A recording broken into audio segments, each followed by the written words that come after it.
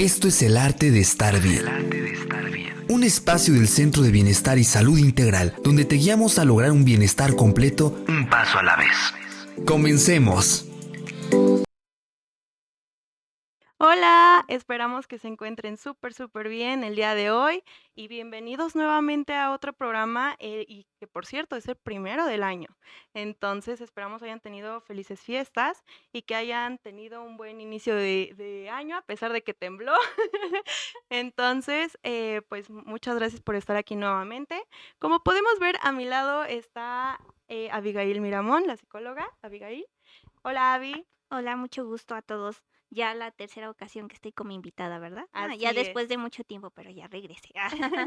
Exacto, entonces el día de hoy me va a estar acompañando como co-conductora y pues como sabemos aquí en el arte de estar bien siempre les brindamos la mayor información sobre salud integral de la manera más ética. Entonces este día no va a ser la excepción y vamos a arrancar con un tema súper importante que por esto mismo vamos a traer, bueno, les traemos un invitado especial. Él es Alex Esquinca y él es egresado de la licenciatura en psicología por el Sistema Incorporado a la UNAM.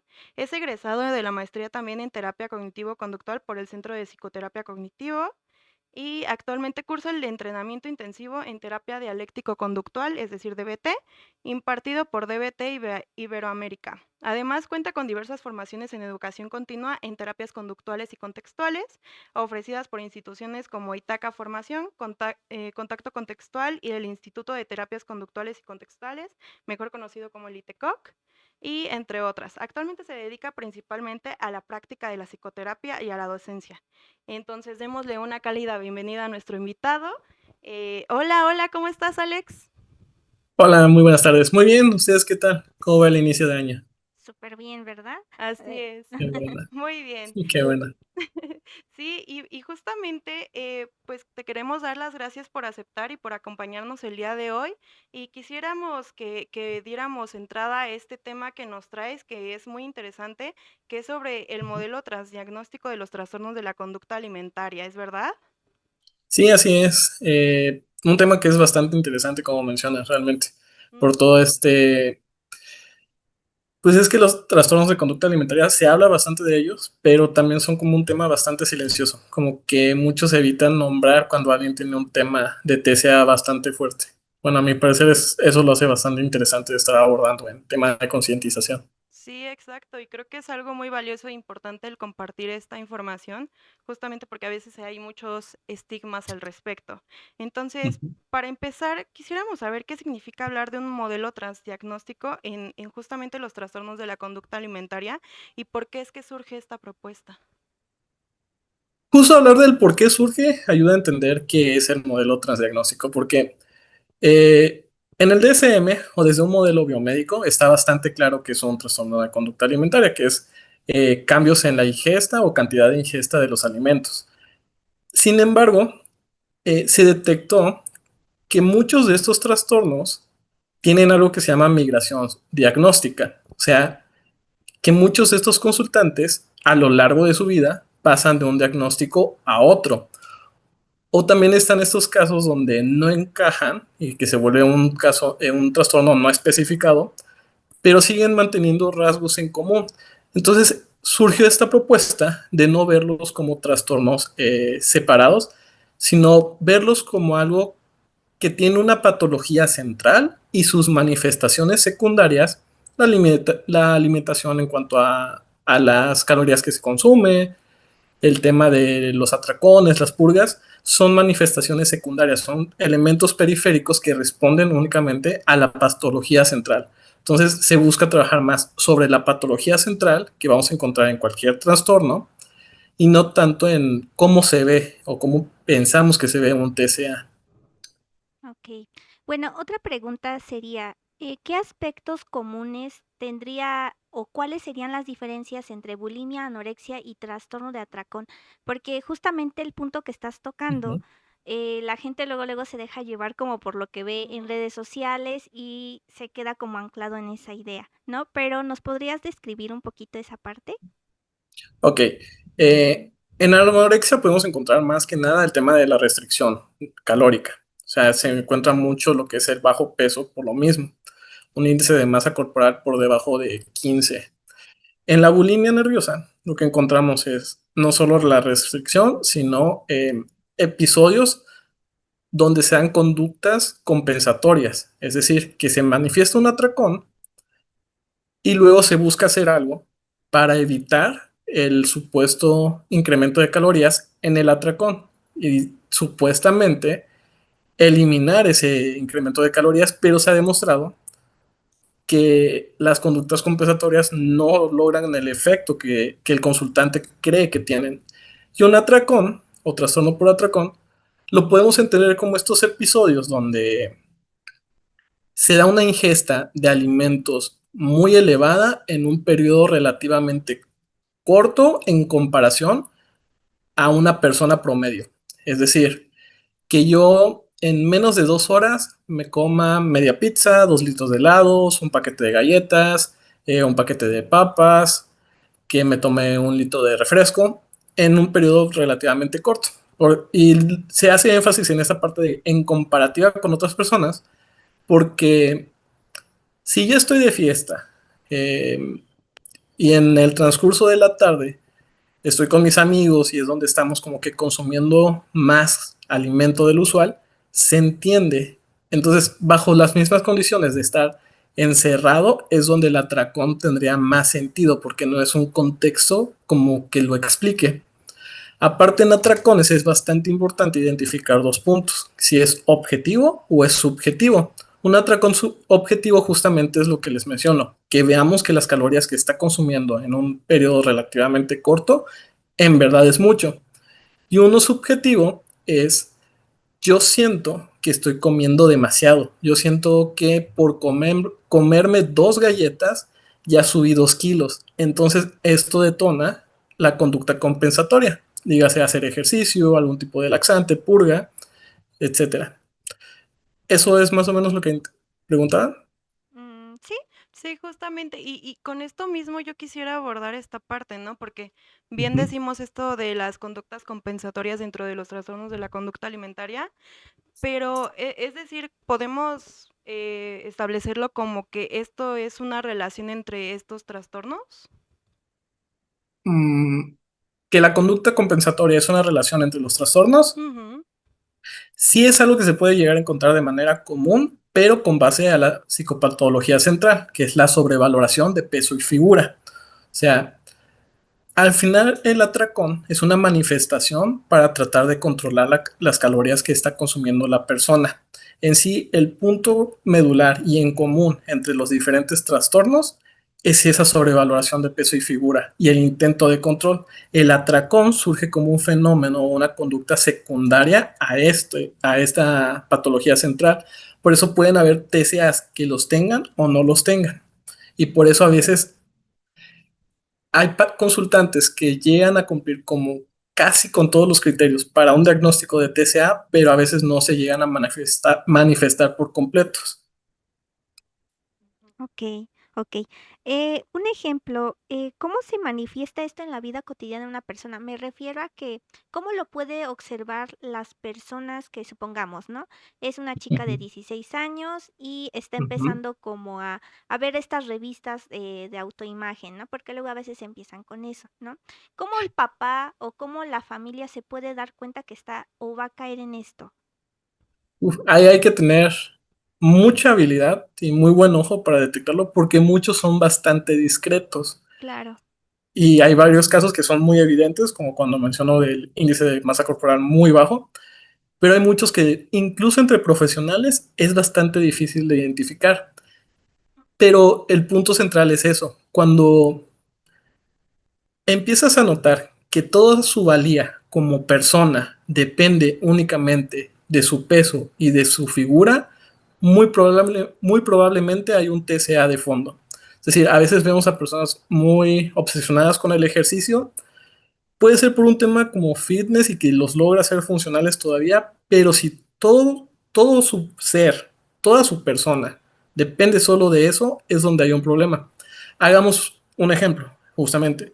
Esa chica de 16 años, si nosotros hiciéramos un ejercicio donde le pidiéramos dibujar una gráfica de pastel y que esa gráfica la reparta entre aquellos aspectos que son relevantes de su vida o lo que le da valía como persona, en una situación como cotidiana podríamos decir, ¿no? Que el 30% amigos, 20% familia, 30% escuela y así. En un TCA nos podría decir, ¿no? Que un 80% es el cómo me veo y cómo y cuánto estoy pesando. Entonces, dentro del discurso encontramos mucho de estas nociones de su valía como persona es cómo se ve y y cuánto está pesando. Eso puede servir bastante para estarlos detectando, estar al pendiente de la valoración y la autoestima que están teniendo. Ujú. Sí, y bueno, Sí, háblale. perdón. Justamente quería entrar en esta parte, ¿no? En donde hay bastantes factores Ujú. contextuales que influyen dentro de, entonces podríamos decir que esta sobrevaloración sobre el peso y la figura se considera como el núcleo del problema, podríamos decirlo. Ujú. Sí, tal cual. Los autores que manejan este tema lo llaman psicopatología central, pero sí, decirle núcleo o creencia central sobre esto es completamente correcto. Ok, un ejemplo, hace mucho tiempo, ajá, no tiene mucho, pero estuve también trabajando con TCA y ¿sabes lo que sucede? Luego esta parte de la dismorfia corporal, luego a veces se llega como a relacionar también con esta parte o cómo tú podrías explicarnos. Explicar qué parte, la parte de la dismorfia. Ajá, Justo, me voy un poquito al extremo agregando también el tema de perfeccionismo clínico por acá. No siempre van a estar encontrando, no siempre lo vamos a estar encontrando el perfeccionismo clínico, pero usualmente está ahí. Y esto nos lleva, se desarrolla la patología central y mucho de lo que están realizando, de las conductas que están realizando para su control, las asocian con el éxito que están teniendo como personas. Entonces, de una forma como retroactiva, como no logran destacar socialmente por otras conductas como aislamiento, etcétera, que se ven asociados a los TCA, tampoco logran esa satisfacción hacia su peso y figura. Es donde se empieza a desarrollar un poco el tema de la dismorfia, porque estoy tan insatisfecho de mi vida que necesito más control de cómo me estoy viendo. Entonces, no me acabo de percibir con la situación real hacia mi cuerpo, porque sigo buscando ser más perfecto en este sentido de control. De hecho, encontramos en varios consultantes que parte de estas conductas secundarias son el body checking, o sea, estarse revisando constantemente, pero por otro lado también encontramos evitación hacia espejos, evitación hacia la báscula, evitación de ropa que los haga verse, que les quede apretada, justo por la dismorfia, porque también tienen esta reiteración de no estar logrando el perfeccionismo que ellos están buscando. Ujú. Y justamente ahí creo que entra esta intolerancia un poquito al malestar, ¿no? Que solemos tener. Entonces, quisiera yo preguntarte, Alex, ¿por qué las conductas alimentarias terminan funcionando como una forma incluso de regular las emociones? Justo por eso, porque es una forma, una estrategia para control. Y esto se ve mucho en DBT-RO, donde el TCA parte de una búsqueda de sobrecontrol. Como hay muchas afectaciones en la vida cotidiana que no tenemos control, estas personas por temas contextuales no logran aprender otros métodos para lidiar con el malestar o la desregulación que pueden llegar a experimentar en su día a día. Entonces, de alguna forma, y esto es revisar de caso por caso en su hipótesis de origen, pero de alguna forma logran detectar que esto es algo que ellos pueden estar controlando. Por eso la parte de la psicopatología central es sobrevaluación, peso y figura y el control, porque siguen buscando estas estrategias de, ok, no estoy siendo perfecto en mi vida, pero si logro controlar la cantidad de calorías que estoy consumiendo, ya sea por restricción o por alguna conducta compensatoria, voy a lograrme acercar a ser más valioso como persona. Entonces ahí es donde se empieza a desarrollar el control. O cuando experimento algún malestar, porque, no sé, mis padres están discutiendo, porque tuve una discusión fuerte con mi pareja, yo ya aprendí que algo en lo que tengo control es sobre estas conductas relacionadas a mi alimentación, así que voy a ser más estricto todavía con esto. Y se forma un círculo vicioso porque cuando evitamos comer, por pura biología, tenemos más hambre, lo que nos lleva a veces a eventos de atracones en los TCA, y el atracón es consumir más calorías. Entonces se da la frustración de que se dé el atracón y no tengamos el control que estábamos buscando. Entonces nos lleva a ser más restrictivos todavía o ser más estricto con algunas conductas compensatorias y se vuelve a retroalimentar. Entonces el tema del control es bastante, bastante central en un TCA también. Ok. Un ejemplo, te iba a preguntar, ¿no? Justamente, ¿cuáles son como las dificultades que puede tener de manera interpersonal la persona que refuerce la conducta alimentaria? Bueno, a lo mejor nos mencionas esta parte que ya nos pusiste de ejemplo, pero ¿qué otros podrían ser? Podría ser también el aislamiento. Muchas personas llegan a considerar que sus conductas son un tanto vergonzosas. Entonces buscan evitar acercarse a lugares públicos o mantener relaciones sociales en general. O simplemente por la idea de no estoy siendo suficientemente bueno, entonces me voy a retraer hasta que yo logre controlar esto. Y esto mismo lleva a que no puedan desmentir, por decir de alguna manera, la patología central de si pueden ser valorados por algo más que su peso y figura. Tal vez sí tengan otras virtudes que les puedan llegar a ser valiosos para las demás personas y para ellos mismos. Pero el aislamiento es tanto que no pueden generar como esa evidencia en contra de la sobrevaloración. Ujú. Sí, y justamente creo que esto parte de estos mismos reforzadores o que lo que perpetúa un trastorno de la conducta alimentaria. Y por esto mismo, justamente creo que es importante abordar sobre las nuevas generaciones, las Ujú. cuales se ven muy influenciadas incluso por redes sociales. ¿Tú qué opinas de esta parte? Sí, el tema contextual es bastante fuerte en relación a los TCA, porque parte mucho de la comparativa, y en especial de esta idea tan ilusoria de la vida perfecta que tienen otros y que incrementa la frustración hacia la propia vida. Ujú. Ok. Bueno, desde tu experiencia o de tus Ujú. pacientes, ¿por qué crees que ellos podrían llegar a cambiar algún diagnóstico en cierto tiempo? Mm, a cambiar como, a migrar entre diagnósticos. Ajá, sí. Uf, no sabría. Sí, es una pregunta un poco difícil porque las razones pueden variar. Puede ser de que en algún momento llevaron un tratamiento para su TCA, les ayudó, pero eventualmente desarrollan otro TCA porque justamente se enfocan más como en los elementos periféricos y no tanto en la patología central, o simplemente de forma azarosa se llega a desarrollar alguna otra conducta. Y así hay varios casos documentados y de experiencia propia en los que a los 16 empezaron con atracones, a los 20 estaban con anorexia y a los 22 ya estaban con bulimia nerviosa.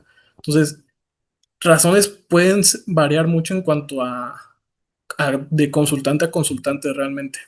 Ujú. Y justamente también ahí entra esa parte de las etiquetas, ¿no? Un Sí, poquito claro. diagnósticas. Ajá. Entonces, yo quisiera saber tu opinión acerca de proponer dejar de centrarse tanto en la etiqueta diagnóstica y enfocarnos más como en los procesos psicológicos que hay compartidos. Justo, mi opinión como psicólogo, psicoterapeuta, Ujú, sí es eso de dejar de centrarnos tanto en la etiqueta e irnos más por los mecanismos que sostienen a la patología o el problema o el motivo de consulta.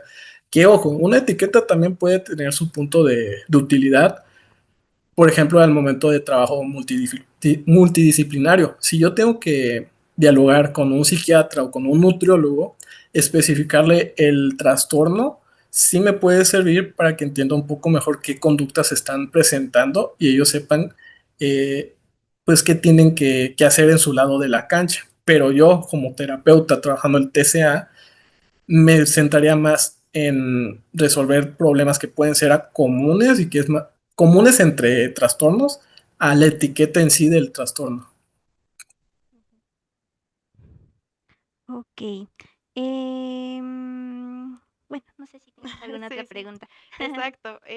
Bueno, justamente ya enfocándonos un poquito también sobre este modelo que nos venías a contar y nos vienes a contar, pues sabemos que el modelo se enfoca más en el mantenimiento que en las causas en sí, si tengo entendido. Entonces, ¿por qué esto puede ser clínicamente útil desde tu experiencia? El modelo transdiagnóstico Ujú. o Sí, ser útil. justamente por esto que nos mencionabas. Ujú. Sí, sería justamente por eso, porque logramos trabajar con los mecanismos que están sosteniendo la creencia central y no tanto a la creencia central. Ujú, ¿O cómo podría explicarlo? Lo que nosotros denominamos como TCA en general, no solo en etiquetas, van a ser una serie de conductas que van a tener origen en esta creencia central.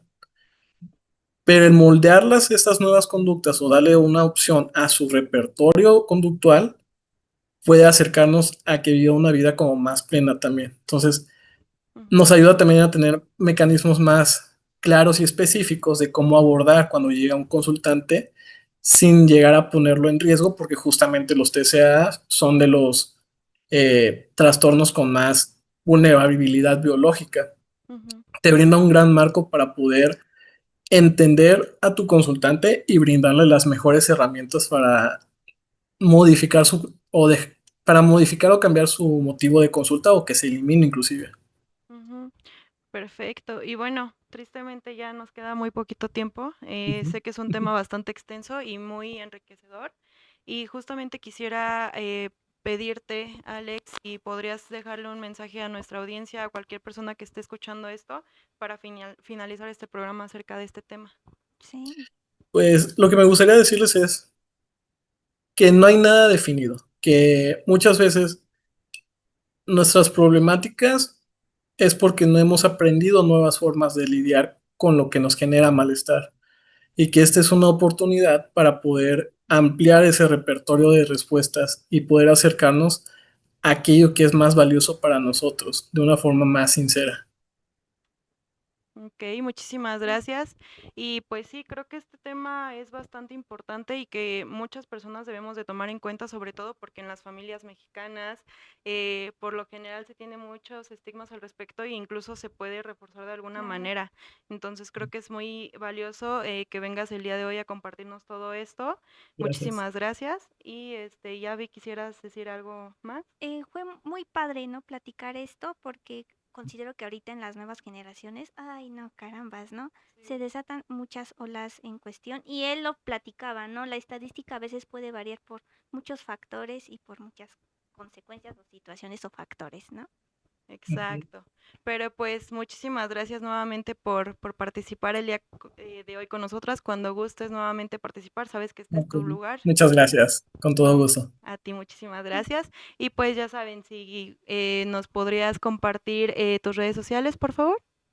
Sí, de momento solo uso Instagram, que me pueden encontrar como sic-aesquinca y ahí me pueden mandar un mensaje por si necesitan algún tipo de asesoría. Sí. Perfecto, muchísimas gracias y pues como ya lo escucharon, ahí están sus redes sociales. Igual ya saben que aquí en nuestras pantallitas pues tenemos también nuestras redes sociales por si gustan contactarse ya sea con el psicólogo Axel o o con nosotras, ¿vale? Y pues les agradecemos muchísimo el haber llegado hasta este momento del programa. Nos vemos en uno próximo.